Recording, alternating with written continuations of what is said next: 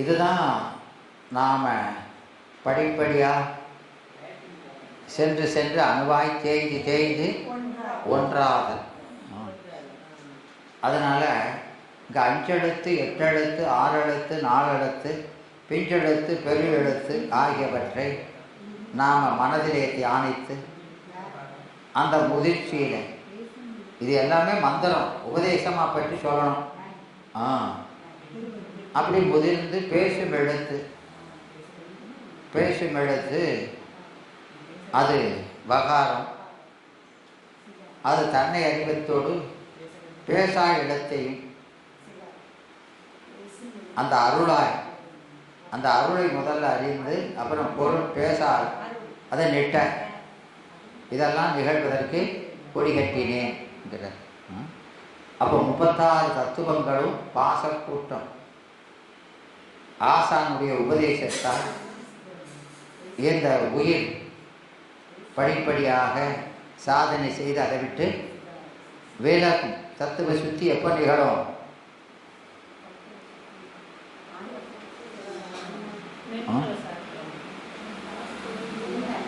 எப்பமா நிகழும்? கருவியிலிருந்து ஆன்மா எப்போ விடுபடும்? ஆன்ம தரிசனத்தில் அப்படி விட்டு அப்போ அதை விட்டுட்டா, அந்த பாசத்தை விட்டுட்டா என்ன ஆகும்? தன்னியல்பு விளங்கும் இல்லையா? அப்போ அந்த தன்னியல்பு விளங்கிடுதுன்னா நாம் எப்படி இருக்கணும்னு உண்மை இயல்பு விளங்கிடுதுன்னா அது என்ன செய்யும்? தான் எந்த பொருளை கூடக்கூடாதோ அந்த பொருளை விட்டு எந்த பொருளை கூடணுமோ அதோட கூடும் இல்லையா? அப்படி கூடுனா சிவஞானம் பிரகாசிக்கும். அந்த ஞானத்தை கண்ணாக கொண்டு அதற்கு மூலமாகிய அந்த ஞானத்துக்கு விடயமாக இருக்கக்கூடிய சிவத்தை அறியணும் இல்லையா? அப்போது அந்த உயிர் பாசம் நீங்க தன் அறிவிலே காணும் அந்த சிவத்தை. ஆனாலும் பாசத்தோடு பல்கால எத்தனையோ பிறவியில் பழங்கி வந்ததுனால அது என்ன செய்யும்? ஆமாம், அந்த ஞானம் பிரகாசித்தா கூட பழையபடி அதில் பற்று வரும். அப்போ அதுக்கு என்ன செய்யணும்? அப்போ 5 எழுத்தை ஓதணும். இவ்விடத்தும் ஓதணும். அப்படின்னா இவ்விடத்தும் என்ன? அதான் மெயின். இங்கே சீவன் முக்தியில் முக்தி நிலைக்கிறதுக்கு என்ன செய்யணும்? பஞ்சாக்கரத்தை ஓதணும். இங்கே சாதனம் நிலைக்கிறதுக்கும் அதான், வேற கருவியே கிடையாது. நமக்கு கண்கண்ட அருள் அதுதான். அதனால் முக்தி நிலையில் மட்டுமில்லை, சாதக நிலையிலும் இதைத்தான் ஓதணும். அதனால் அந்த தாக்காமை பொருட்டு 5 எழுத்து இவ்விடத்தும் ஸ்ரீ பஞ்சாக்கரத்தை.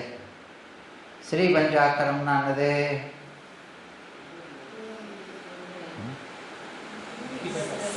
என்னம்மா? ஸ்ரீ பஞ்சாக்கரம்னா முத்தி பஞ்சாக்கரம். முத்தி பஞ்சாக்கரம்னா பாசம் எழுத்து இல்லாதது. அப்போ அந்த பாசம் இல்லாத பஞ்சாக்கரத்தை நாம் அங்கே நாம் ஓதுறோம்னா அதுக்கு தகுந்தாப்பில் நின்று கொண்டு ஓதணும் இல்லையா? அப்போ அந்த ஓதுறதும் விதிப்படி ஓதணும், நிற்கிறதும் விதிப்படி நிற்கணும். அப்போ ஓதுறது எப்படி ஓதணும்? என்ன விதி? என்னம்மா? உங்க உபதேச மந்திரத்தை சொல்லலை. இப்ப நாம நம்ம பத்தி பேசல. அந்த முத்தர் அவங்கள பத்தி பேச இல்லம்மா. அப்போ விதிங்கிறது இப்போ நமக்கு புத்தி பஞ்சாக்கரத்துக்குரிய விதி பாசச்சார்பு இல்லாமல். இப்போ பாசச்சார்பு இல்லாமல் நான் ஓதுறேன் நம்மகிட்ட. ஆமாம், வாக்கினாலோ மனதினாலோ இதெல்லாம் யூஸ் பண்ணக்கூடாது. அறிவினால மட்டும்தான் நினைக்கணும் இல்லையா? அந்த பஞ்சாக்கரத்தில் பாசம் இல்லாதனால சொல்கிறவங்ககிட்டையும் பாசம் இருக்கக்கூடாது. பாச சம்பந்தத்தோடு இருந்து அந்த பாசம் இல்லாத மந்திரத்தை சொன்னால் வேலை செய்யாது. விளக்குதா? அப்படி நின்றுக்கிட்டு சொல்லணும் இல்லையாம்மா? அப்படி நின்று சொன்னால் என்ன செய்யும்? ஏமா சொல்லுங்க. அப்படி நின்று சொன்னால் என்ன செய்யும்னா, நமக்கு அந்த உலகத்து மேலே பழையபடி பாசம் பற்று வராது. காட்சி தெளியும், காட்சி நிலைத்து தெளியவும் செய்யும். இதை நிகழணும்னா என்ன செய்யணும்? பஞ்சாக்கரத்தை ஓதணும். காட்சி தெரிஞ்சாலும் ஓதணும் இல்லையா? அதான சொல்கிறாரு. அப்போ அப்படி ஓதும் போது வெறுமனை ஓதிக்கிட்டு இருந்தா போவாது. என்னது போவாது? வாசனா மலம். அந்த வாசனா மலம் தான் பற்ற வரவைக்கு. சிவத்தை பார்த்த பிறகு கூட உலகத்து மேலே பற்ற விளைக்கு. சிவத்தை பார்த்த உடனே யாவையும் சூனியம்னு பற்று போயிருக்கணும். போக மாட்டோம் இல்லையாம்மா? அந்த பெரிய சுவையை அனுபவிச்ச பிறகு இதெல்லாம் சுவையாகவே தெரியக்கூடாது. தெரியுது. என்ன செய்ய? ஆமாம். அப்போ அதான். அப்போ அந்த பஞ்சாக்கரத்தை ஓதலாம்னா இந்த பஞ்சாக்கரத்தை மட்டும் சொல்லிட்டு இருந்தால் போயிருமோ அப்படிங்காரு. போகாது. பஞ்சாக்கரத்தை ஓதுனா போகணும்னு சொன்னதெல்லாம் சரிதான். ஆனால் வெறுமனா பஞ்சாக்கரத்தை ஓதிக்கிட்டு இருந்தால் மட்டும் போகாது. அந்த பஞ்சாக்கரத்தை வெறும் சடங்கு மாதிரி சொல்லிக்கிட்டு தான் போகாது. பஞ்சாக்கரம் எத்தனை எண்ணி பார்த்துக்கிட்டு சொல்லிட்டு இருந்தோம்னு அதெல்லாம் போகாது. என்ன செய்யணும்? தன்னை மறந்து சொல்லணும். ஒன்றே நின்று தன்னை மறந்து சொல்லணும். அறிவு பூரா சிவமாய் நிற்கணும், உடம்பு பூரா அருளாய் நிற்கணும் அப்படின்னு சொல்லணும்.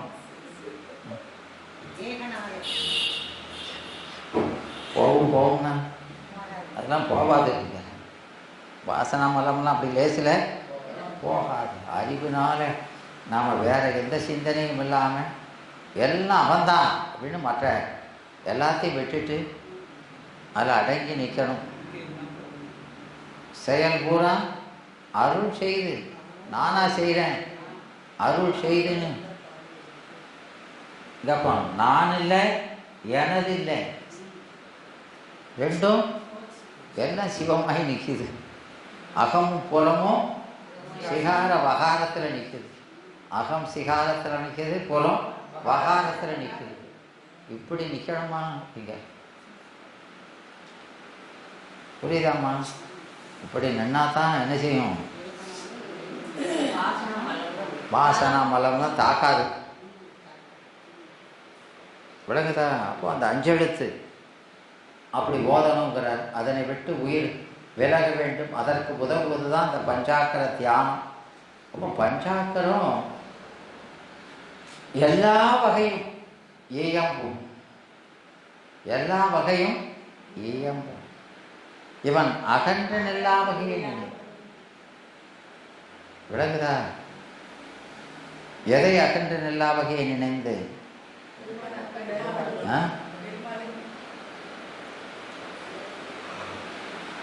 இப்ப இவனுடைய, அதாவது இவனுடைய உபதேசத்தை கேட்கிறவன் இவனுக்கு வேற நின்று ஆராய்ச்சி செஞ்சுக்கிட்டு இருக்கக்கூடாது. இவன் அகன்று இல்லாதவாறு அது சொல்றத அவன் மனசில் அப்படியே பதியணும். எப்படி சொன்னா அவனுக்கு விளங்கும்னு பார்த்து அப்படி சொல்லணும். விளக்குதாம்மா? அதான் அந்த அகன்றுனா இவன் சொல்லக்கூடிய அவனுடைய தகுதிக்கும் சொல்ற வேண்டிய மந்திரத்தினுடைய ஆற்றலுக்கும் ரொம்ப வித்தியாசம் இருந்ததுன்னு வைங்க, பிரயோஜனம் இல்லாமல் போயிடும். அதான் உவட்டாத உபதேசம்ங்கிறார். அந்த உபதேசம் அவனுக்கு அக்செப்டபிளாக இருக்கணும், கேட்குறவனுக்கு அது உயர்ந்ததாக தான் இருக்கும், ஆனால் அவனுக்கு அக்செப்டபிளாக இருக்கணும். விளங்குதாம்மா? அப்போ அவனால் எந்த கருத்தை ஏற்றுக்கொள்ள முடியுமோ அதுக்கு தகுந்தாப்புல வஞ்சாக்கரம் அமைஞ்சிருக்கணும். அப்படி சொல்லி சொல்லி தான் கூப்பிட்டு வரணுமே தவிர ஒன் ஷாட்டில் அவனை படிநிலை தான் வரணும். அப்போ அவனுக்கு தகுந்தாப்புல சொல்லி தான், அதனால தான் நமக்கு சகலருக்கு குருவாய் இருக்கணுங்கிறார்.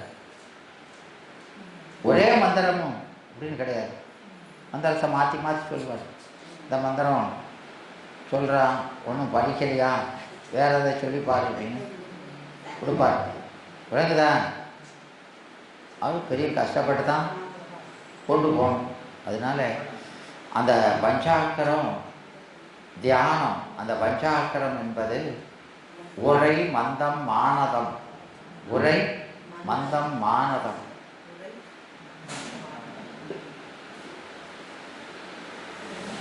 அந்த பஞ்சாக்கரம் தூல பஞ்சாக்கரத்தை உரையில் சொல்கிறோம், சூக்கும பஞ்சாக்கரத்தை மந்தமாக சொல்கிறோம்.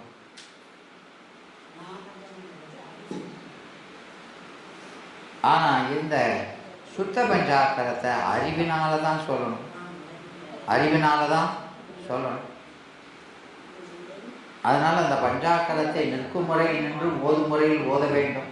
அந்த நிற்கும் முறையும் ஓதும் முறையும் வேறானால் பயனில்லை.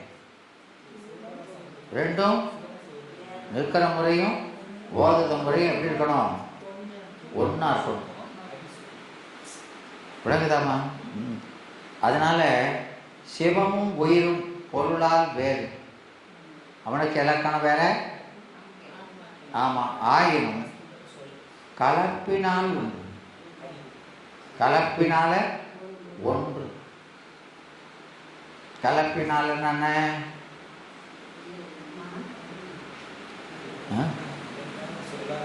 கலப்பினால் ஒன்று என்னம்மா?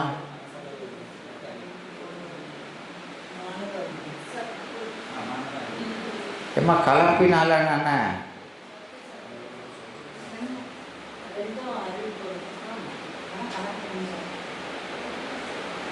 அவங்க சொல்றாங்க ஒன்று ஆமாங்கவும் கலப்பினால் என்னதுமா? அதைத்தான் கேட்கேன். ஏமா பொருள் இலக்கணத்தால் வேற, கலப்பினால் ஒன்று அப்படிங்கிறோம். என்ன கலப்பினால் ஒன்று? நான் அதை தான் திரும்ப திரும்ப சொல்கிறாரு. இந்த உடல் ஒன்றாதுன்னா உடல் உயிர் போல், உடலும் உயிரும் அது சடம், இது சித்து, ரொம்ப வாஸ்ட் டிஃபரன்ஸ் இருக்குது. ஆனால் உணர்வினால் ஒன்றுபட்டிருக்கோமா இல்லையா? அதை தான் விளங்குதா? உணர்வினால நாம வெறும் சக்க, அவன்தான் நமக்கு எல்லாமே, அவனென்றா நமக்கு ஒரு வாழ்வும் இல்லை என்று நாம டம்மி என்று அப்படி உணரணும். யார் நம்ம ஞானிகள் சொல்றாங்க இல்லையா, என்னை காட்டிலும் கடையவனேனே, எனக்கு கீழே ஒருத்தன் இருக்கானான்னு பார்த்தா ஒருத்தனும் இல்லை. பெருமானே நீ அந்த கடைசி, நான் இந்த கடைசியில் நிற்க சொல்றாங்களா இல்லையா? புழுவினும் கடையும். அப்போ யார் இப்படி தன்னை ரொம்ப கீழாக சொல்றாங்களோ அவங்க தான் சிவபெருமானை நன்ற உணர்ந்திருக்காங்கன்னு அர்த்தம். எவன் தன்னை உணர்த்தி சொல்றானோ அவன் சிவத்தை உணரல, அவன் உணரல. உள்ளபடி அவனுக்கும் நமக்கும் மலைக்கும் மடுக்கும் உள்ள வேற்றுமை இருக்குது. ஆனா நிறைய பேர் அதை உணர்வதில்லை. நாம் என்னமோ பெரிய சாதனை சாதித்த மாதிரி நினச்சிக்கிட்டு அப்படி இப்படின்னு விளங்குதாமா? ஒரு காலமும் அவன் பக்கத்தில் கூட நம்மால, அவனுக்கு இவனும் சடங்கிற அசித்துங்கிற அவ்வளோ. அப்போ அந்த வேற்றுமையை உணர்ந்து இல்லையம்மா, அப்படி யார் அடங்குனாங்களோ அதுதான் தரிசனமா. அவனுடைய யாவர்க்கும் மேலாம் அளவிலாட்சியுடையான், யாவர்க்கும் கீழாம் நாயனிகள், இதுதான் தரிசனம். இதை உணர்த்தினாதான் முழுசு அவன்கிட்ட அடங்கணும்னா நாம் ஒரு காசு பெறாதவன்னு தெரியணும். நாமளும் கொஞ்சம் நம்மளும் லேசான ஆள் இல்லை அப்படின்னு நினைச்சிட்டான்னு வைங்க,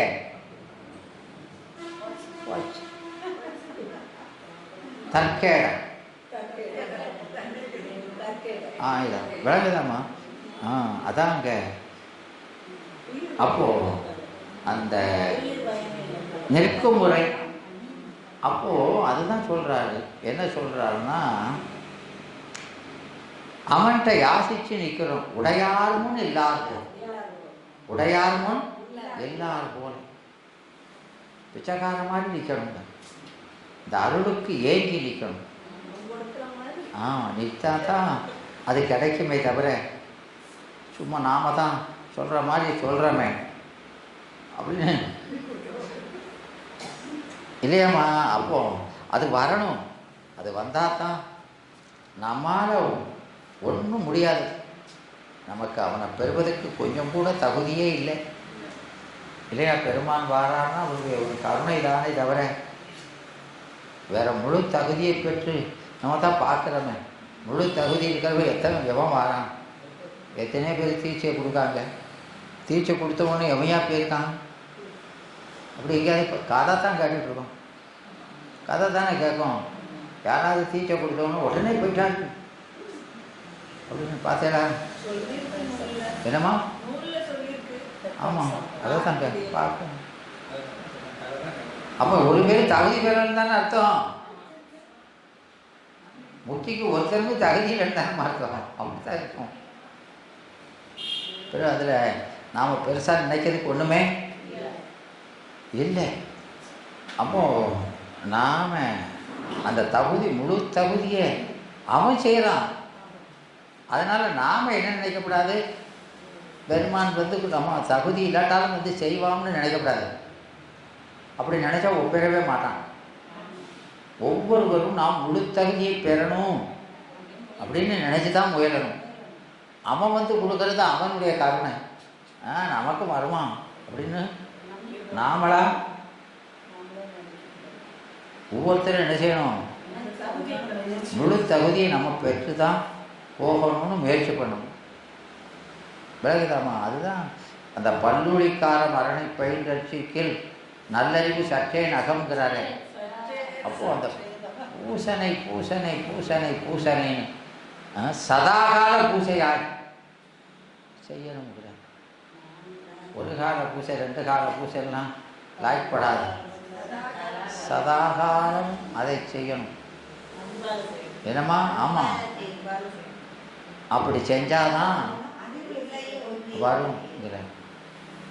முக்தி பெறுவதுங்கிறது லேசான காரியம். அப்போ அது முடியவே முடியாத காரியம்னு கிடையாது. இந்த 5 எழுத்தை நீங்கள் எவ்வளவு சொல்கிறீங்களோ அதுவே மாற்றுங்கிறார். நீ ஒன்றும் மல்லு கட்ட வேண்டாம், நீ சொல்லிகிட்டே இது தானாக வந்துருங்க. 5 எழுத்தை எவ்வளவு மேக்சிமம் சொல்ல முடியுமோ சொல்லிகிட்டே இருக்கணும்.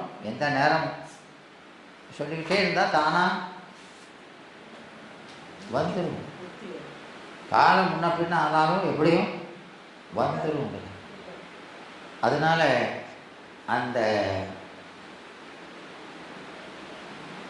சிவமும் உயிரும் பொருளால் வேறு, ஆனாலும் கலப்பால் ஒன்று, உணர்வினால ஒன்றுபட்டிருக்கு. பிரிக்க முடியாத சம்பந்தம் இருக்கு நமக்கும் அவனுக்கும்.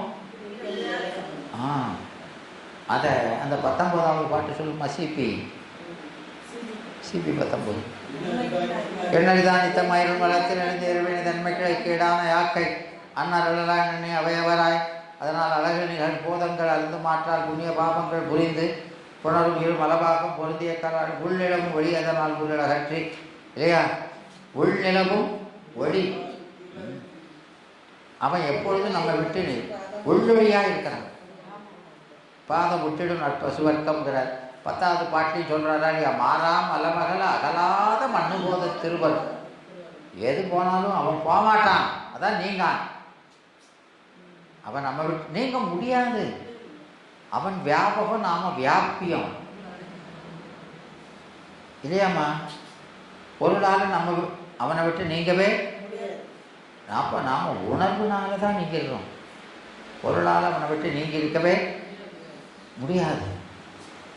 அப்போ உணர்த்துகிற அறிவு நாம் உணரும் அறிவு. அப்போ அவன் உணர்த்திக்கிட்டே தான் இருப்பான், நாம் உணர்ந்துக்கிட்டே தான் இருக்கிறோம். அப்போ அவன் நிற்க முடியாது, நாமும் நீங்கி நிற்க முடியாது தான். விளங்குதாம்மா.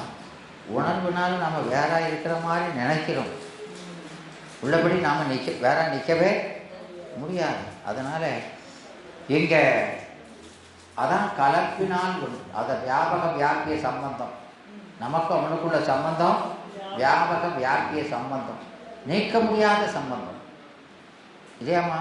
அதனால அவன் எப்பொழுது, அது எதுக்கு சொல்கிறாருன்னா, பெருமான் எப்போதும் நம்ம கூடயே இருக்கிறாரு. அப்போ நமக்கு என்ன துன்பம் வந்தாலும் நமக்கு ரொம்ப நெருங்கிய துணையாக இருக்கிறது அவன் தானே. அவனைத்தான் பற்றணும், அபயம்னு அவனைத்தான் பற்றணும். ஆனால் பெரும்பாலும் நாம் அவனை பற்றுவதில்லை. ஒரு துன்பம் வந்தவுடனே அவனையா பற்றணும், பற்றுவதில்லை. ஒன்றுக்கும் வழி இல்லைன்னா தான் கடைசி அங்கே போகுது. புறத்துணைகளை தான் நாடுறோம். நாம் கண்ணால் பார்க்கக்கூடிய இந்த துணைகளை தான் துணைன்னு நினைக்கிறோம். அதான் அணுகு துணையறியா ஆட்குறை சொல்கிறார் இல்லையம்மா. அப்போ புறத்துணை, அகத்துணையை விட்டு புறத்துணையை, வினைத்துணைகளைத்தான் நாடுறோம். அதைத்தான் பெருசாக நினைக்கிறோம்.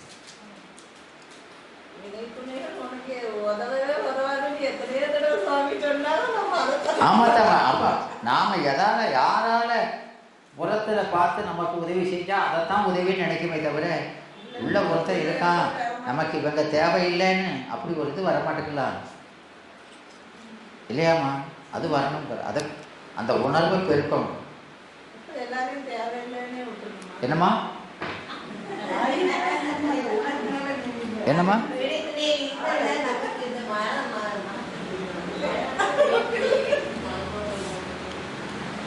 சொல்லுங்க.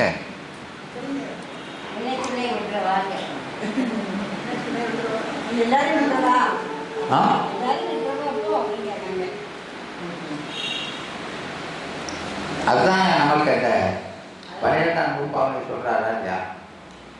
இப்போ எல்லாத்துக்கும் கடவுளை பார்க்கணும்னு சொல்லிட்டு இப்போ அவனை எதுக்கு விடணும் அப்படின்னு கேட்கிறாரு இல்லையாம்மா. பத்தரோடு இணங்கு அல்லாதவரோடு இணங்கற்க அவர் மலத்தின் கொடியர் அப்படிலாம் சொல்றாரு இல்லையாம்மா. அப்போ அங்க நீங்கிறது அப்படின்னா அல்லம்மா, இவரிடத்துல பக்தி, அடியாரிடத்துல பக்தி, அவரிடத்துல பரிவு. அப்ப அவரிடத்துல ஏற்படுற பரிவு உங்களை பக்குவப்படுத்தும். அடுத்தவனுக்காக இறக்கப்படுறாங்க, விளக்குதாமா. இவரிடத்துல பக்தி, இவரும் ஆண்டவரும் ஒன்றுன்னு நினைச்சு பக்தி வரும், அது உங்க பக்குவத்தை மேம்படுது இல்லையாம்மா. அப்போ அஞ்ஞானிகள் நோயுற்றவரிடத்துல பரிவு வந்ததுன்னா பிறர் துன்பங்கள்ட்டு இறங்குதா, அது சான்றோர்ல. கள்ளத்துயல், கள்ளத்தலைவர் துயர் கருதி நாங்க 100வது பாட்டு. அதுக்கு என்ன சொல்வீங்க? ஏ தாய் நீ கொள் தாய்.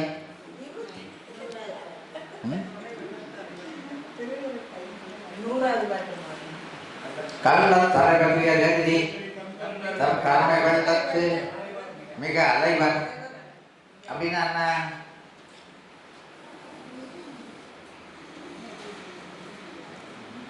சரி, ஒண்ணுமில்ல. கள்ளத்தலைவர் யார்? அவரு உலக. அப்ப நல்ல தலைமை இருக்க கள்ள தலைமை கூட்டு செய்பவர் இல்லையா? அப்போ கள்ள தலைவர் துயர் கருதினா துயரை துடைக்க கருதி அப்படின்னு அறிவிக்கணும். அவங்களுடைய துயரை துடைக்க நினைக்கணும். அவங்க துன்பம் வரும்போது அது நமக்கு வந்தது போல இறக்கம் வரணும்.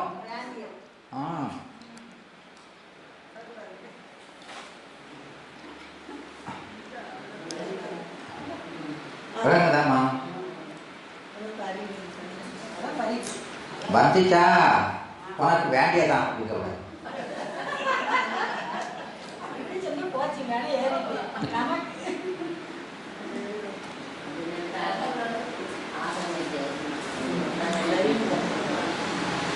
அப்போ நாம எப்பொழுதும் இறைவனும் நான் அவன் ஞாயிற்றில் ஒளி போலவும் நாம் கண்ணொளி போலவும் கருதிக்கிறோம்.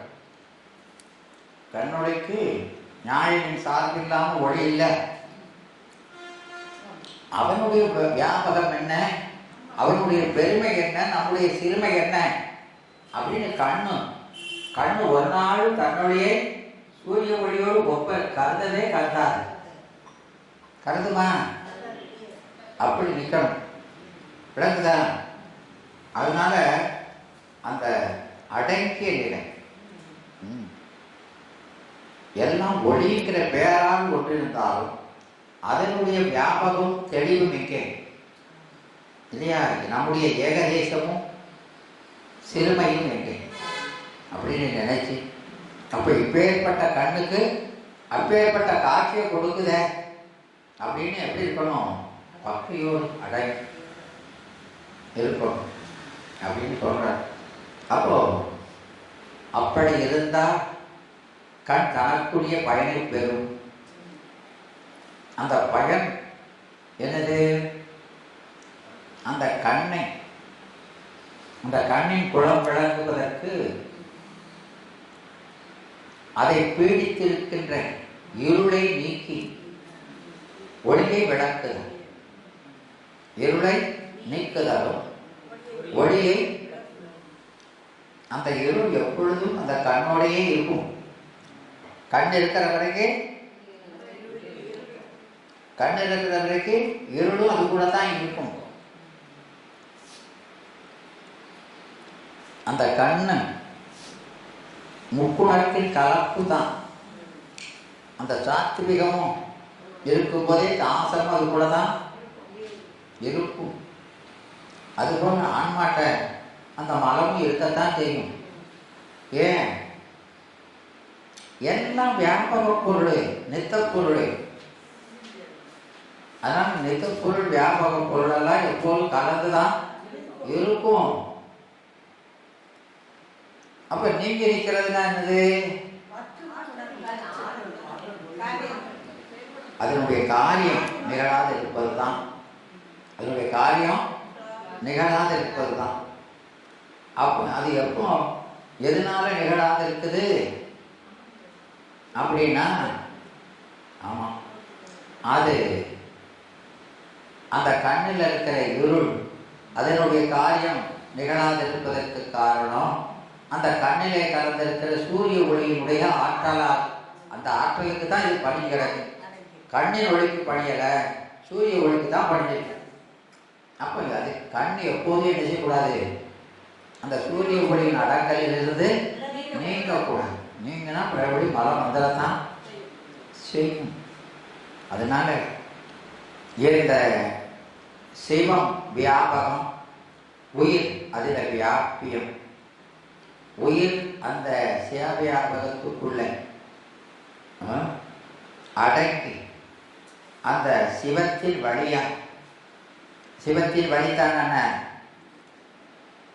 வசித்திட வரும் வியாபியா, அவனால் வசீகரிக்கப்பட்டதாய் நீக்கணும் இல்லையா? அதுவே உயிர் சிவத்துக்கு, அந்த சிவத்துக்கு ஆட்பட்டு நிற்கிற முறை, ஆட்பட்டு நிற்கிற முறை அடங்கி நிற்கிறது.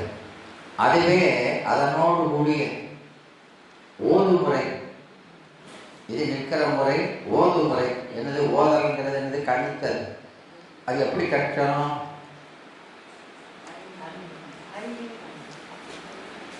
பஞ்சாட்சரத்தை அறிவால கணிக்கிறதுனா என்ன? நினைக்கிறது தான். மந்திரத்தை சொல்றது கிள்றதெல்லாம் இல்லை. அவனுடைய உபகாரத்தை நினைக்கிறது. அதை நினைக்கிறது தான் கணிக்கிறது. விளங்குதா? அதை சிந்தித்து நிற்பது. அதனோடு அதான் ஓதுமுறை. ஓதல் அணித்தல்கிறது. அப்போ அப்படி அந்த தியானத்தில் மந்திரம், கிரியை, பாவனை. மந்திரம், கிரியை, பாவனை மூன்று எப்படி இருக்கணும்? கிரியை, பாவனை.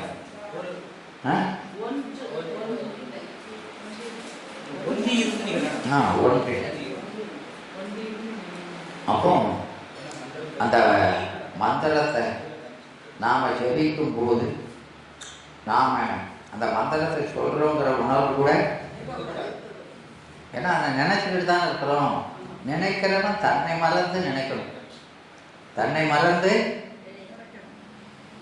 அவனை மொத்தம் நினைச்சு வைக்கணும்.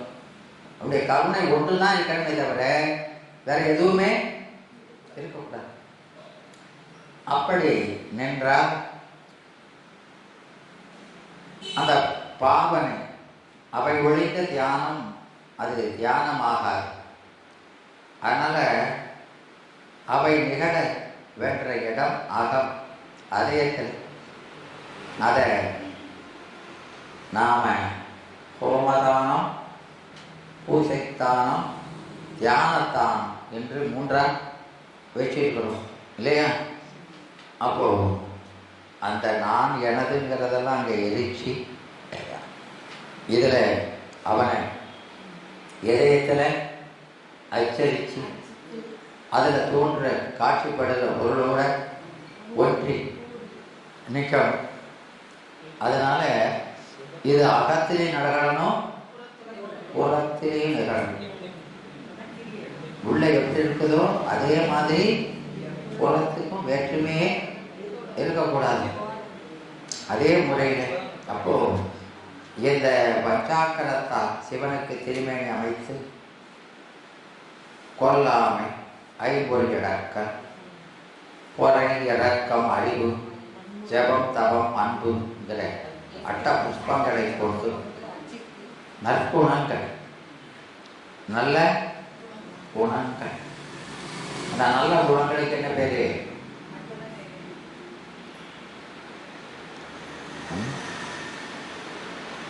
நற்குணங்கள். அந்த நற்குணங்கள் என்பதுதான் சால்பு. சால்பு. அந்த அந்த நிறைந்து அந்த குணங்கள் நீங்காது, அந்த குணங்களிலிருந்து நீங்காது அவனை பூசித்துக் கொண்டு பஞ்சாக்கரத்தை சொல்லி பூஜை செய்ய வேண்டும்.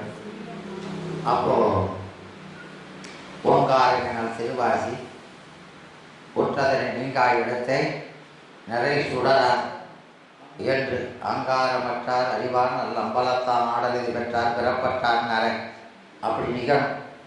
விளக்குத? அப்போ அறிவு சொரூபமாக அந்த அறிவு நமக்கு விளங்கி அந்த அறிவுக்குள்ள அவனை என்னையும் கண்டேன் பிறரையும் கண்டேன்,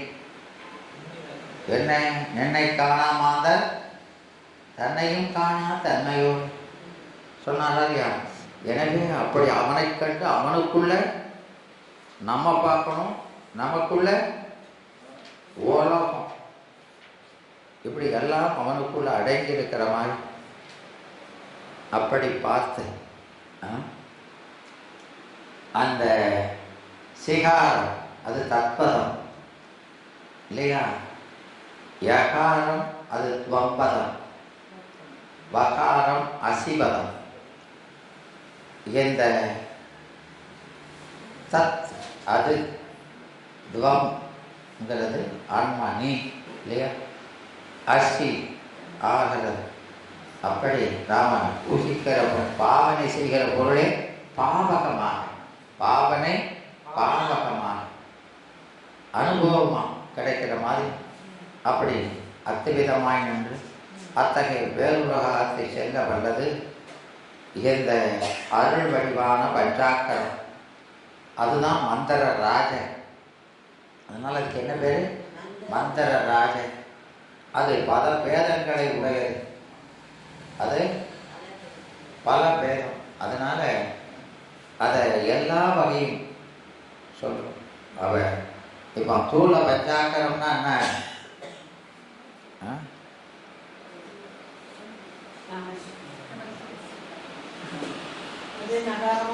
என்னம்மா? தூள பஞ்சாக்கரம்னா பஞ்சாக்கரம் தூளம் இல்லை. பிறகு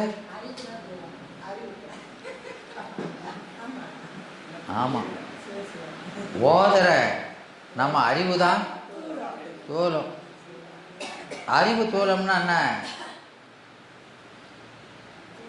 பாச கலப்பு, பாச கலப்பு. அதுதான் அழுக்கு ரொம்ப இருக்கு இல்லையா? ஆமாம். அப்போ அதுக்கு மருந்து. அப்போ அந்த திண்மையான அழுக்கு நீங்கிறதுக்கான மருந்து தான் தூள பஞ்சாக்கரம் இல்லையாம்மா? அப்போ அந்த தூள பஞ்சாக்கரம் ஓதி நாம் பாசத்தில் நமக்கள் மேலே இருக்கிற பற்றை குறைக்கிறோம் இல்லையா? அப்புறம் அதான் நமச்சிவாயவே நன்னறி காட்டுமேங்கிறது. அதுக்கப்புறம் சூக்கும பஞ்சாக்கரத்தை ஓதுறோம். எதுக்கு எதுக்கு ஓதுறோம்?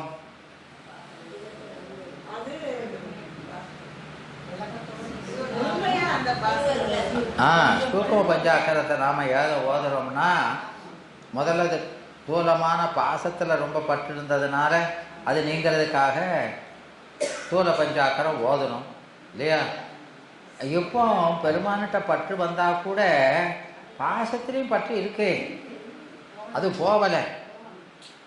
எனவே அந்த பற்று நீங்குதல் பொருட்டு சூக்கும பஞ்சாக்கரத்தை ஓதுறோம். அப்போ அந்த சூக்கும பஞ்சாக்கரத்தை ஓதுறவன் அப்புறம் முக்கிய பஞ்சாக்கரத்தை ஓதுறான். எதுக்கு ஓதுறான்? அப்போ நாம் பாசத்தில் பற்று கொஞ்சம் குறைஞ்சிருக்கே தவிர அறவே விடலையே. முதல்ல இருந்த விட குறைஞ்சிருக்கு, ஆனால் அறவே விடலை. அப்போ அறவே விட்டால் என்று சிவத்தை பார்க்க முடியாது. அதனால என்ன செய்யணும்? ஆமாம், சுத்த பஞ்சாக்கரத்தை ஓதணும்.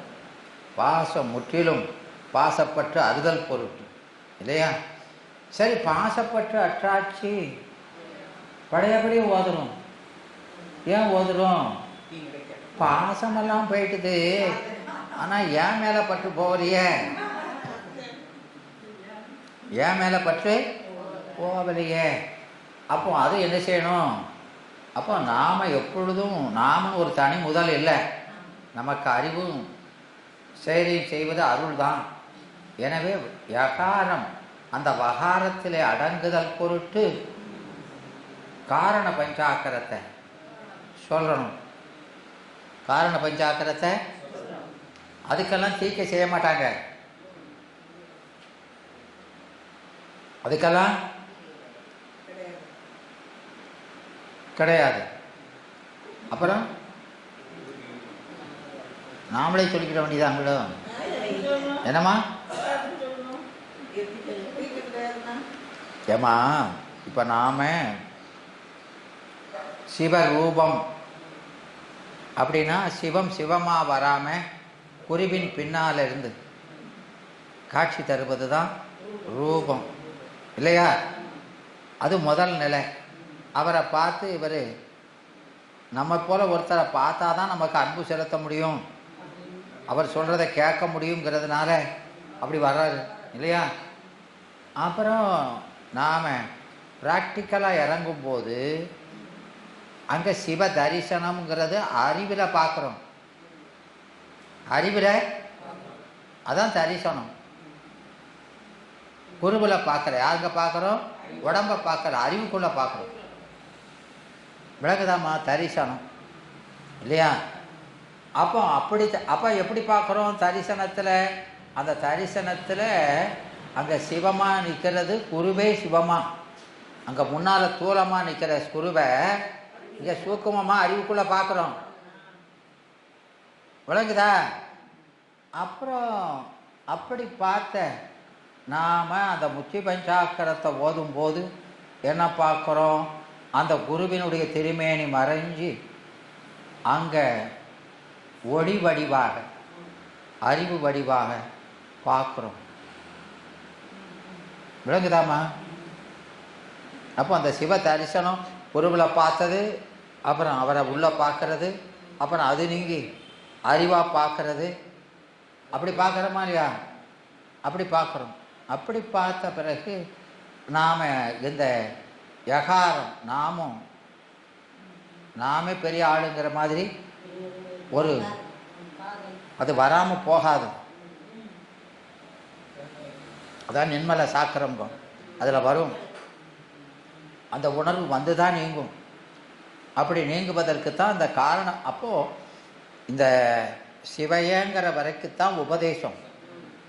அதுக்கப்புறமெல்லாம் பெருமான் நேரடி உபதேசம். உங்களுக்கு அவரை நேராக பார்க்குறீங்களா இல்லையா? அவர் சொல்லுவார் எந்த மந்திரத்தை சொல்லணும்னு அவர் சொல்லுவார். விளங்குதா?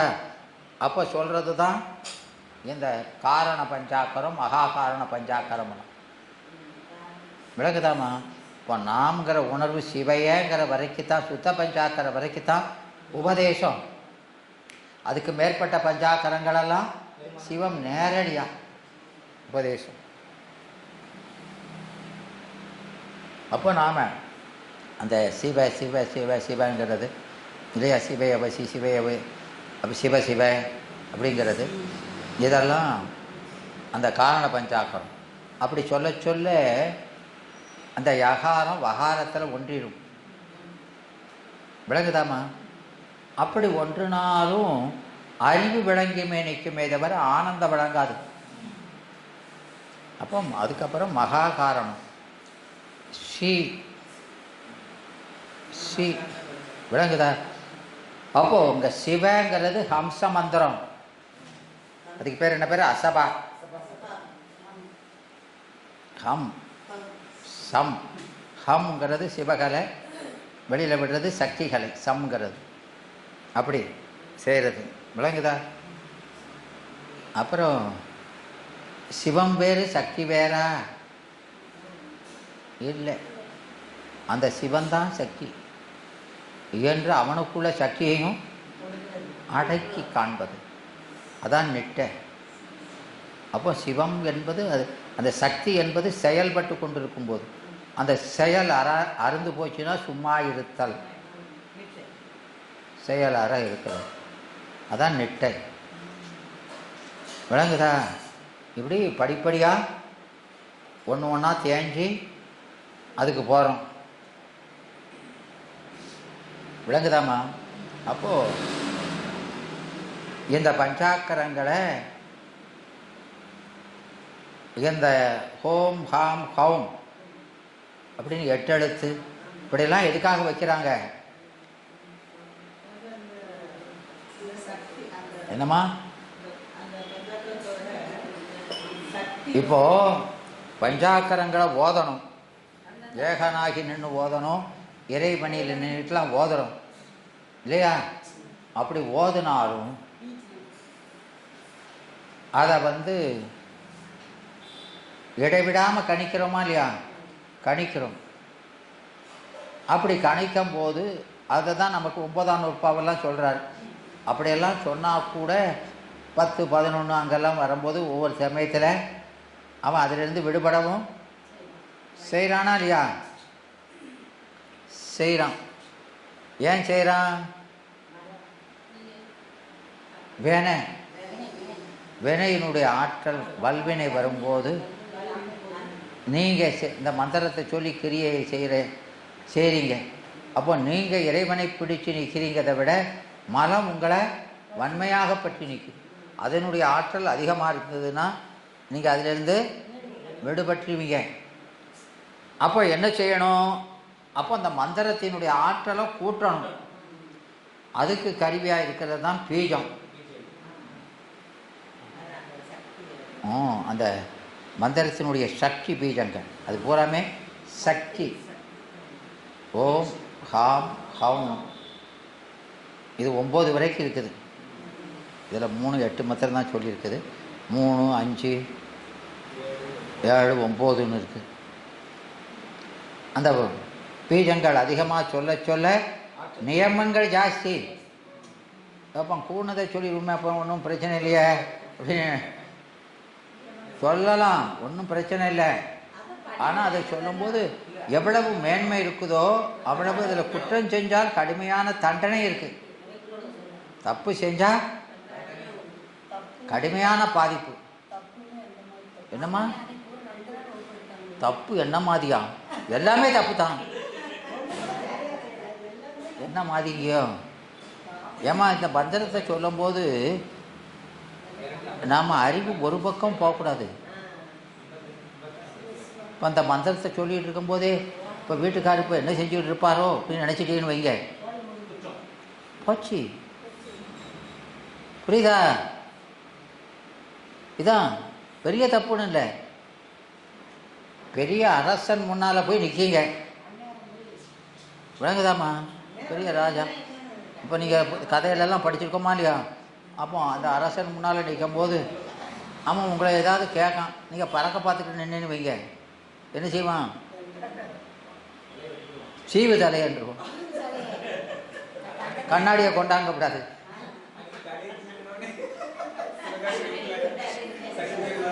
விளங்குதாம்மா?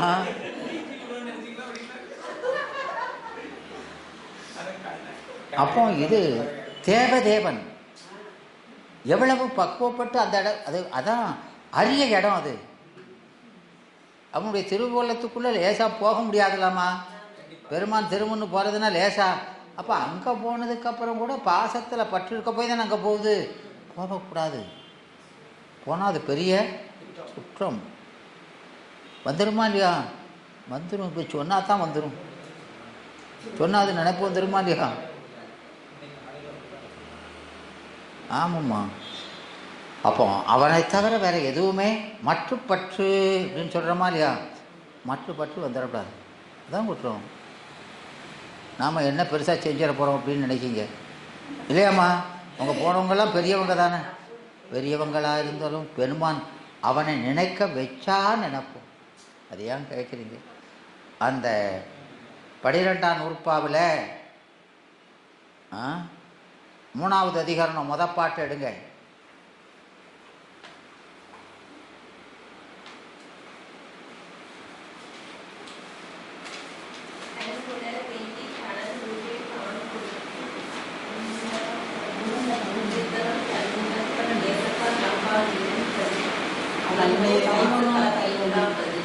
எடுத்துட்டீங்களா? அதில் என்ன சொல்லியிருக்கு? அந்த பாட்டில் என்னம்மா சொல்லியிருக்குது?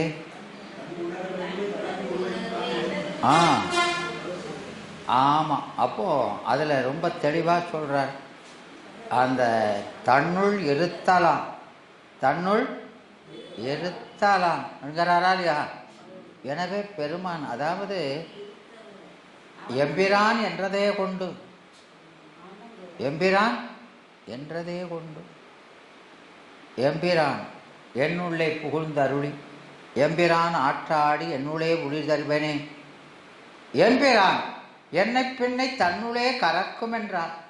எம்பிரான் என்னை நல்லால் என் செய்வேன் ஏழையனே அப்படின்னு சொல்கிறாரா இல்லையா? அவன் தனக்குள்ள ஒழிச்சு வைக்கணும். ஒன்று பொத்தி கொண்ட மையவனேனே விடுதி கண்டாய், அவன் வச்சு பொத்திக்கிடணும். இல்லட்டா வெளியே போயிருக்கும். அவன் போகாமல் என்ன செய்யணும்? பொத்தி வைக்கணும். புரியுதாம்மா? ஆமாம். நாமளா அப்படி இருக்க மாட்டோம். நாமளும் அப்படி அங்கே போனதுக்கப்புறம் தான் எல்லா நினப்பும் வரும்.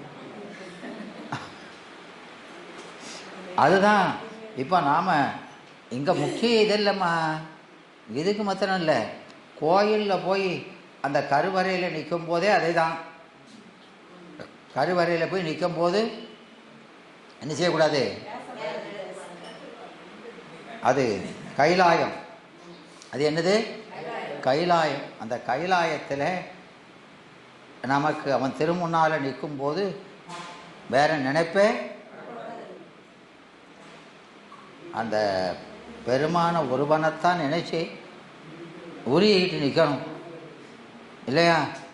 எப்பேற்பட்டவங்கள்லாம் அவனை அடைவதற்காக காத்துக்கிட்டு இருக்காங்க இல்லையா? எனவே நமக்கு பெருமான் இந்த வாய்ப்பை கொடுத்து இந்த இடத்துல கொண்டாந்து விட்டுருக்கிறானே. அதனால் யோகிகளைத்தான் அங்கே சொல்கிறாரு, தன்னுணர வேண்டி தனதுருவை தான் கொடுத்து தன்னுணர தன்னுள் இருத்தலாம். அவன் அந்த மாதிரி திருமேனியில் காட்சி கொடுத்து அதில் நாம் அழுந்தி இருக்குமாறு செய்கிறான். நாம எங்கே இருக்க? ஏன்னா நமக்குன்னு சுதந்திரமாக அறிவில்லை செயலில்லைன்னு நாம் எப்படிமா இருக்க முடியும்? இருக்க முடியாது. அப்போ பெருமானுடைய கருணையாவது நினச்சிக்கிட்டு இருங்க. வேற நீ ஒன்றும் செய்ய முடியாது. இப்படி வச்சிருக்கானேன்னு அதையாவது நினை. விளங்குதா?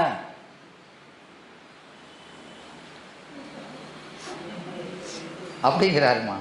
வேற நாம் என்ன செய்ய முடியுமா? நமக்கு எதுவுமே நமக்கு செய்கிறதுக்கு இல்லை. அதனால் அதை தான், அதனால் அந்த அப்படி நிறந்தவங்கிட்ட தான் அவன் விளங்கி நிற்பான். தயிரில் நெய் போல் அப்படி இருக்கவங்களுக்கு தான் விளங்கி நிற்பான். இல்லாட்டா பாலில் நெய் போல பொது வகையாகிடுவான், மறைஞ்சிடும். ஏன் மறைஞ்சிட்டேன்னா பிரயோஜனம் இல்லை. புரியுதாம்மா? ஆமாம். அதனால் அந்த மந்திரம் தான் நமக்கு முருக வாங்கி கடையிலுங்கிறாரா இல்லையா? கண்டதொரு மந்திரத்தான். கண்டதொரு மந்திரம்னா என்ன? கண்ட மந்திரம்னு அர்த்தம் இல்லை. வேறு என்ன மந்திரம்?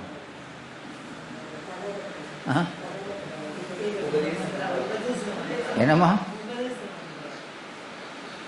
ஆமாம், இங்கே கண்ட ஏன்னா குரு நமக்கு எது பொருத்தமானது என்று கண்டு உபதேசித்தாரோ அது இல்லையா? அதனால் அந்த மந்திரத்தால் நாம் கடையணும்.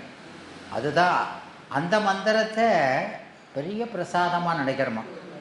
அந்த மந்திரத்தை, இந்த மந்திரத்தை விட உயர்ந்த பொருள் உலகத்தில் இல்லை. இந்த மந்திரத்தை விட உயர்ந்த பொருள் உலகத்தில் இல்லைன்னு நினச்சி அந்த மந்திரத்தால் கடையணும். ஏன்னா அதை நம்ம ஆகமங்கள் சொல்லுது. அதாவது இந்த ஞான வித்தை பயில்றேன் காலம், பிரம்மத்தை ஆசிரிக்கிற பருவத்தில், அந்த காலத்தில் எல்லாம் குருகுலம் தானே. அந்த குருகுலத்தில் குருநாதர், அவங்க குருகுலம்னா அங்கே தான் தங்கி அவங்க பிள்ளை மாதிரி தான் இருந்து அவங்க சாப்பாடெல்லாம் அவங்க தான் போட்டு பாடமும் சொல்லி கொடுப்பாங்க இல்லையா? அப்படி அவங்க பயின்று வரும் பொழுது அந்த குருநாதர் அவருக்கு அடிக்கடி அந்த துறவின் பெருமையை சொல்லிக்கிட்டே இருக்கிறார். சின்ன பிள்ளையிலேருந்து அவங்களுக்கு துறவினுடைய பெருமையை சொல்கிறார். அதனால் அந்த பிள்ளைய அதை ஓயாமல் கேட்டு கேட்டு அந்த துறவில் ஆர்வம் ரொம்ப கூடி இருக்குது. அப்படி அவங்க கூடி அந்த கல்வி நிறைவு பெற்று, நீங்கள் எல்லாத்தையும் உங்களுக்கு தெரிஞ்சதெல்லாம் உங்களுக்கு சொல்லி கொடுத்தாச்சு. இதை நீங்கள் போய் போன உடனே இப்போது ஒரு 5 வருஷம் பண்ணோட பாடத்துக்கு படிக்கிறாங்க. படித்த உடனே நேராக கச்சேரிக்கு போக முடியாது. போக முடியுமாம்மா?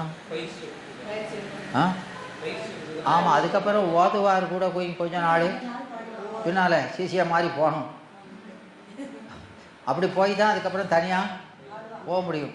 அதுபோல் இங்கே பயிற்சி காலத்தில் எல்லாம் பண்ணாலும் அதுக்கப்புறம் வெளியில் வந்து என்ன செய்யணும்? பெரிய ஞானிகளோடு கூடி வாழணும் கொஞ்ச காலம். விளங்குதா? அப்போ தான் அனுபவம் வரும். விளங்குதா? அதனால் அவங்கள அதுக்கப்புறம் அவங்க தனியாக அந்த வித்தையை பயன்படுத்தி பிறருக்கு சொல்லி கொடுப்பாங்க, ஏதாவது ஒரு வேலை செய்வாங்க. அப்படி பயின்ற மாணவர்கள் ஒரு ஊரில் உள்ளவங்க 2 பேர், அந்த சிறுவர்கள். அவங்க 2 பேரும் அடிக்கடி நாம் உடனே குருநாதர் சொன்னபடி துறவு நிலைக்கு போய் பெரிய ஆளாக வந்துடணும் அப்படின்னு எப்போதும் ஆசை. அப்போ வீட்டுக்கு வந்தால் ஒரு வீட்டில் அவங்களுக்கு ஒரு பையன். அந்த பையனுடைய தாய் வேற நோய் விட்டுருக்கிறான். தாய் நோய் விட்டு, அதனால் அவன் அப்பா இவன் எப்படா வருவான்னு நினச்சிட்டு இருக்கிறான். அவன் வந்து சேர்ந்துட்டான். சேர்ந்த உடனே நான் போகிறேன்னா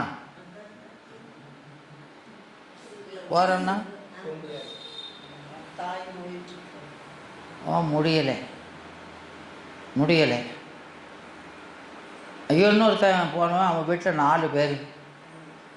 அவங்க வீட்டில் சரி போன்ட்டாங்க. அவன் பாட்டுக்கு போயிட்டான். போய் அங்கே அந்த காலத்தில் ஏமய முதலான இடங்களில் பெரிய ஞானிகள் நிறைய பேர் இருப்பாங்கன்னு பர்வதத்தில் போய் அவங்க கூட இருப்பாங்க. அப்படி போயிட்டான். இவனுக்கு போக முடியலை. ரொம்ப வருத்தம்தான். அப்போது இவங்க வீட்டில் எவ்வளோ சொல்லி பார்க்காங்க. இவனுக்கு அந்த ஆர்வம் குறைய மாட்டுக்கு, எப்படியாவது போகணும். அப்போது அந்த ஊருக்கு பெரிய மகரிஷி, ஜமதக்கினி மகரிஷி வந்திருக்கிறார். அப்போது அவர்கிட்ட அவங்க அம்மா நான் கூப்பிட்டு போகிறாங்க. அவரை பார்த்து முறையிட்டு, இந்த பையன் இதை மாதிரி சொல்கிறான், அவன் சொல்கிறது நியாயம்தான் சாமி, ஆனால் எங்கள் நிலை இப்படி இருக்குது, அதனால் நீங்கள் எது நல்லதோ அதை சொல்லுங்க அப்படின்னு அவர்கிட்ட முறையிட, அவர் இந்த பையனை கூப்பிட்டு பேசுகிறார். அதனால் அங்கே போய் நின்று தான் துறவில் போனால் தான் முக்கியன்னு அது பொதுவாக சொல்கிறதுப்பா. நீங்கள் முதல்ல குருகுலத்தில் படிக்கிறதெல்லாம் பொதுக்கல்வி. சிறப்பு கல்விங்கிறது அனுபவமாக வர்றது தான். நீங்கள் பொதுக்கல்வியே எல்லாம்னு நினைக்கப்படாது அப்படின்னு சொல்லிட்டு, இது நீ இப்போ செய்கிறியே, இங்கே அவங்களுக்கு தொண்டு செய்கிறது பெரிய கைங்கரியம், அதுக்கு ஒப்பானது ஒன்றும் இல்லை. எதை இவங்களுக்கு செய்கிறத உங்கள் அப்பா அம்மாவுக்கு செய்கிறோம்னு நினைக்காத, சிவபெருமானுக்கு செய்கிறதா நினை. அதே சிவபூஜையாக செய். உனக்கு என்ன மேன்மை வருதுன்னு பார். அப்போது இதை செய்யும்போது நீ சும்மா செய்யாத, நான் சொல்கிற மந்திரத்தை சொல்லிக்கிட்டு செய். அவங்களுக்கு குளிப்பாட்டும் போதோ உணவு கொடுக்கும் போதோ எப்போதும் இந்த மந்திரத்தை சொல்லிக்கிட்டே இந்த கைங்கரியங்களை செய் அப்படின்னு சொல்கிறாரு. நான் உன்னை 5 வருஷம் கழித்து வந்து பார்க்குறேன் அப்படின்னு சொல்லிட்டு, சரி அப்படின்னா அவரை பார்த்த உடனே இவனுக்கு ஒரு மதிப்பு வருது. அதுபோக இவங்க சொல்கிறது ஒரு நியாயம் அப்படிங்கிறதும் மனசில் இருக்குது. சரின்னு அப்படின்னு அந்த தாகம் குறைஞ்சி இதில் முழுமையாக ஈடுபடுறோம். அதே மாதிரி அந்த 5 வருடம் கழித்து அவரை பார்க்கலை. அவரை பார்க்குறதுக்கு முன்னாலேயே அவர் கூட படித்த அவர் வாரார், உடன் பயின்ற மாணவர். அவர் பெரிய மகரிஷி ஆகி தாடி மீசையெல்லாம் வச்சுக்கிட்டு திரிதண்டத்தோடு அவர் வாரார். வந்து இவனை பார்க்குறாரு, என்ன இப்படி இருக்கிற நீ படித்த முட்டாளாயிட்ட அப்படின்னு சொல்லி, இதெல்லாம் இந்த வினை துணைகளெல்லாம் விட்டுட்டு நீ வந்திருக்க வேண்டாமா, நம்ம குருநாதர் எவ்வளவு சொன்னார் அப்படின்னு சொல்லி, நான் இப்போ என்னெல்லாம் செய்வேன் தெரியுமா அப்படின்னு சொல்கிறாரு. எனக்கு அதெல்லாம் தெரியாது, எனக்கு அதில் ஞாட்டமும் இல்லை அப்படின்னு சொல்ல, அவர் இப்போ பார் அப்படின்னு மந்திரத்தை சொல்லி அவருடைய கமண்டலத்திலிருந்து நீரை எடுத்து ஜெபிச்சு தெளிக்கிறார். தெளித்த உடனே இந்திரன் வந்து அவன் முன்னால் நிற்கிறார். இந்திரனை அவன் கண் முன்னால் கொண்டாந்து நிப்பாட்டுறார். பார், இவன் எங்கே இருக்கான், முன்னால் அங்கே போக முடியுமா, நான் அவனை இங்கே கொண்டாந்துட்டேன் பார். இதெல்லாம் தவத்தினுடைய வலிமை இல்லை அப்படின்னு சொல்ல, இவன் அதை பற்றி வருத்தப்படலை. ஏன்னா உனக்கு இதனால் ஒன்றும் வருத்தம் இல்லையா? வருத்தம் இல்லை. ஏன்? எனக்கு இதிலே ஒரு திருப்தி இருக்குது. எனக்கு இதிலேயே இப்போ நான் செய்துக்கிட்டு இருக்கிறது ஒரு பூசை தான். நீ அங்கே போய் செஞ்சேன்னா நான் இங்கே வீட்டில் இருந்து ஒரு பூசையைத்தான் செஞ்சிட்ருக்கேன். அது என் குருநாதர் சொன்ன பிரகாரம். வேந்த குருநாதர் நமக்கு உபதேசம் செய்தவங்கெல்லாம் குருநாதர் தான்.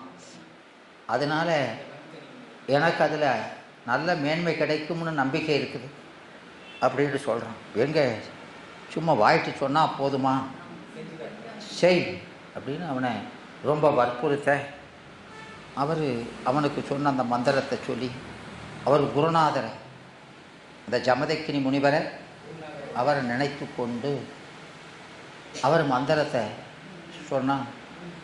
அதே இந்திரன் கைகட்டி வாய்பூத்தி வந்து நிற்கான். அப்படி அப்போ வந்து, மகனே உனக்கு நான் என்ன செய்யணும் அப்படின்னு அவற்றை கேட்குறாரு. யார்? இந்திரன் வந்து அங்கே வெறுமனை வந்து நின்னார். இவர்கிட்ட பணி செய்ய காத்திருக்கிறார். இப்படி அவன் வந்து பிரம்மாவை வரவிக்க எல்லாத்தையும் இவன் வந்து அவர் குருநாதர் சொன்ன மந்திரம், இந்த மந்திரம் அவ்வளவு வலிமையானது, எனக்கு இதை வேற நலன் வேண்டாம் அப்படின்னு சொல்கிறான். விளங்குதா? எனவே அந்த பஞ்சாக்கரம் அது குரு மூலமாக பெற்றா அது இதைத்தான் செய்யும் அப்படின்னு ஒரு எல்லையே கிடையாது. அதை நாம் எவ்வளவு நம்பிக்கையோடு அதை பின்பற்றுகிறோமோ அவ்வளவு நமக்கு மேன்மையை தருவது. அதனால் அது எல்லா வகையும் இயம்பும். அது எந்த வகையில் சொன்னாலும், எல்லா வகையும்னா அதை தூரம் சூக்குமோ அதிசூக்குமோ அப்படி எத்தனை வகை இருந்தாலும் அது எப்படியெல்லாம் சொல்கிறோமோ அதற்கு தகுந்தவாறு வெவ்வேறு பயன்களை அந்த ஒரே பஞ்சாக்கரம் விதவிதமாக அளிக்கக்கூடிய ஆற்றல் அதில் இருக்குது. எனவே அந்த பஞ்சாக்கரம் வேறு இல்லையா, அந்த பஞ்சவன் வேறு அல்ல. அந்த பெருமானும் இந்த பஞ்சாக்கரமும் ஒன்று தான். எனவே அந்த பஞ்சாக்கரத்தை எழுத்தென்று நினையாது. எதுன்னு நினைக்கணுமா? ஆமாம், அந்த பஞ்சாக்கரமே உயிர் என்று, பஞ்சாக்கரமே உயிர் என்று கருது. அதான் அந்த பாரதத்தில் அந்த துரோணாச்சாரியாற்ற அந்த பாரத யுத்தம் நடக்கும்போது அந்த துரியோதனம் முதலையாய் அவ அஸ்வத்தாமா முதற்கொண்டு எல்லாரும் துரோணாச்சாரியற்ற, நீ எங்களுக்கெல்லாம் துரோகம் விளைச்சிட்டீங்க, எல்லாருக்கும் நீங்கள் தான் குரு என்றாலும் அந்த அர்ஜுனனுடைய அம்பினுடைய வேகம் எங்களுக்கு ஏன் இல்லை? அந்த வேகம் எங்ககிட்ட இல்லையே, ஏன் அப்படின்னு கேட்குறாங்க. நீங்கள் எங்களுக்கெல்லாம் மாணவர்களை சமமாக நினைக்கலை என்று சொல்லும்பொழுது அவர் சொல்கிறாரு, நான் உங்களுக்கு சொன்னதை தான். அவன் ஒவ்வொரு அஸ்திரத்தையும் தன் உயிராக கருதினான். நான் கொடுத்த ஒவ்வொரு அஸ்திரத்தையும் உயிராக கருதி ஒவ்வொரு அஸ்திரத்திலையும் உயிரை செலுத்துகிறான். வெறும் கருவின்னு அதை வேறா பார்க்கல, தன் உயிராக அந்த அஸ்திரம்தான் பஞ்சாக்கரம். அதை நாம் உயிர்னு கருதுனா அது நமக்கு எல்லா உயர்வையும் தரும். அதுக்குள்ள வேகமே தனி என்று அங்கே சொல்கிறாரு. அதுதான் இங்கே இந்த பாட்டில் நமக்கு அந்த பஞ்சாக்கரம் அது எல்லா வகையும் இயம்பும். அவன் அகன்று எல்லா வகை நினைத்துன்னு சொன்னது போல 5 எழுத்து மெட்டெழுத்தும் 6 எழுத்தும் 4 எழுத்தும் பிஞ்செழுத்தும் மேலே பெரிய எழுத்தும் நெஞ்செழுத்தி பேசும் எழுத்துடனே, நெஞ்சுங்கிறது இந்த அறிவு, நெஞ்செழுத்தி பேசும் எழுத்துடனே, பேசும் எழுத்துங்கிறது வகாரம், பேசா எழுத்து அது சிகாரம், நாயொட்டு மந்திரம் வரும், நிட்டை இது அறிவுக்கு, அது ஆனந்தத்துக்கு. கோசாமல் கட்ட கொடி என்று. எனவே இந்த பாட்டில் கூசாமல் அப்படிங்கிறது எளிதாக இந்த மந்திரத்தின் வழியே சென்று இல்லையா, எப்படி அந்த ஞானசம்பந்த பெருமானுடைய பதிகத்தில் அந்த நாட்டு மாடுகளோடு சேர்ந்த காட்டு மாடு எந்த சாதனையும் செய்யாமல் அது பின்னாலே வந்து அந்த அண்ணாமலையானுடைய அடிவாரத்துக்கு வந்ததோ, அதுபோல இந்த மந்திரத்தை குரு சொன்ன பிரகாரம் நின்னாங்கன்னா வருத்தமின்றி, கூசாமல்னா எந்தவித வருத்தமும் இல்லாமல் லகுவாக அந்த நிட்டை கூடுதல், நிட்டை எளிதிலே கூடு பண்ணும், அதை அனுபவமாய் காட்ட இந்த கொடியை கட்டியிருக்கிறேன் என்று சொல்லி இந்த பஞ்சாக்கர உபதேசம் சொல்லி அந்த பாட்டில் சொன்னாரா இல்லையா, ஒழிக்கும் எழுக்கு ஒன்றே இடம் ஒன்று மேலில் ஒன்று ஒழிக்கும் இல்லையா, எனினும் உயிருக்கு உயிராய் தெளிக்கும் அறிவு. அது என்ன சரிவு? உயிருக்கு உயிராக இருக்குது, தெளிக்கும் அறிவு. அது திகழ்ந்து, அது ஆற்றல் கொஞ்சம் கூட குறையாம ஒளி வீசி கொண்டிருந்தாலும் இந்த ஆன்மா திருமலத்திலே குளிக்கிறது. ஏன் ஏன் அப்படின்னா பற்று அதுட்ட, பற்று மலத்திட்ட. ஏன் மலத்தில் பற்று?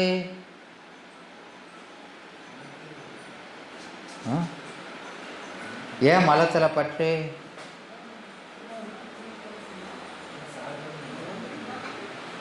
ஏமா மலத்தில் பற்று? சொல்லுதாயே ஏமா, எல்லா பொருளும் ஒன்றோட ஒன்று கலந்துருக்குது, கலந்திருந்தாலும் இல்லையா அது திகழ்ந்து வேற இருக்குது, அதான் பிரடாமினாக ஒளி வீசி கொண்டு இருக்குது. அப்படி இருந்தாலும் அந்த பதியை சாராமல் இந்த உயிர்கள் மலத்தை சார்ந்து நிற்பது ஏன்?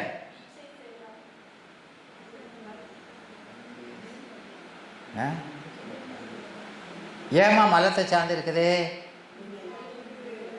ஏன் மலத்தை சார்ந்து இருக்குது அப்படின்னா எல்லாம் கலந்து தான் இருக்குது. இறைவன் முதல்ல மலத்தை காரியப்படுத்துகிறார். ஏன் காரியப்படுத்துகிறான்னா இந்த ஆன்மாவினுடைய இயல்பு சோபான முறையில் அறிவு விளங்குவது. சோபான முறையில் தான் அறிவு விளங்கும், உடனே அங்கே போகாது. அதனால முதல்ல பருமையான பொருள்லேருந்து தான் உண்மைக்கு போக முடியும். எனவே அந்த மலத்தை காரியப்படுத்தி துன்பத்தை கொடுத்து, அதுக்கப்புறம் அதுக்கு மருந்தை கொடுத்து என்ப நாட்டை ஏற்பட செய்து படிப்படியாக அருளை கூடும்படி செய்கிறார். விளங்குதா? அப்போ அதுக்கு கருவியாக இந்த பஞ்சாக்கரத்தையும் கொடுத்து இல்லையா, அப்போ அறிவு நமக்கு அந்த பாசம் தூலமாக இருக்கும்போது ஸ்தூல பஞ்சாக்கரத்தையும், அது கொஞ்சம் மெலிந்த இடத்து சூக பஞ்சாக்கரத்தையும் இல்லையா, அது நீங்குவதற்காக முக்கிய பஞ்சாக்கரத்தையும் இல்லையா, அப்புறம் அந்த பாசம் போனாலும் பசுவிட்ட இருக்க பற்று நீங்குவதற்காக காரண பஞ்சாக்கரத்தையும் இல்லையா, அப்புறம் நிட்டையிலே ஒடுங்கி நிற்பதற்காக மகா காரண பஞ்சாக்கரமாக இப்படி பஞ்சாக்கரத்தை பலவிதமாக கொடுத்து இவன் எளிதாக போய் அந்த நிட்டையை கூடு பண்ணோம்.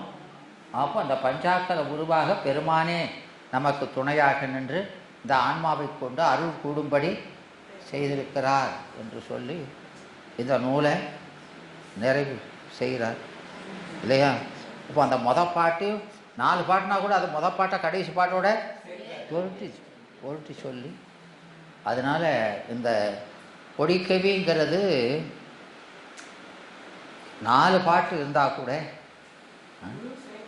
ஆமாம், முதல்ல தத்துவமாக சொல்லி, அதுக்கப்புறம் அது ஓமையாக சொல்லி, அப்போ நாம் அறிவில் ஏற்படுற மாற்றத்தை சொல்லி, அப்போ அதுக்கு உதவ கருவியை சொல்லி, அப்படி 4 விதமாக சொல்லி அப்படி நாம் போய் முடிகிறதே. அப்போ அந்த கோயிலில் நடக்கக்கூடிய அந்த கொடியேற்று விழா என்பது சாதாரணம் இல்லை. அந்த ஆன்மா முக்தியடையதை காட்டக்கூடிய நாடகம்ங்கிறார். அது ஒரு விஷுவலாக காட்டக்கூடிய ஒரு மீடியா. விளங்குதா? அதை நாம் உணர்ந்து என்ன செய்யணும்? அது பிரகாரம் நிற்கணும், நின்று அந்த பலனை அடையணும் என்று சொல்லி அந்த கொடிக்கவியை சொல்கிறாரு. நாளைக்கு நாம் சிவப்பிரகாசம் எவ்வளோ பிரகாசிக்கன்னு பார்க்கலாம். எந்த பாட்டு வரைக்குமா பார்த்துருக்கோம்? என்னம்மா? 18. சரி, பார்த்தோம். ஆன்மாவிலிருந்து பார்க்கணும். நல்ல பாட்டு தான். என்னம்மா? ஆமாம் ஆமாம். கொடிக்கவி ஒரு நல்ல நூல், நல்ல நூலுமா. ஏன்னா அந்த பாட்டு ஒவ்வொரு பாட்டும் ஒன்று தொடர்புடையது தான். பாட்டு தனித்தனி இல்லை, ஒன்றுக்கொன்று சம்மந்தப்படுத்தி தானே சொல்கிறாரு. ஏன்னா அப்படி சிலவங்க சொல்லியிருக்கிறாங்க, இது ஒன்றுக்கொன்று தொடர்பு இல்லை அப்படின்னு. அதனால் சில நூல்களில்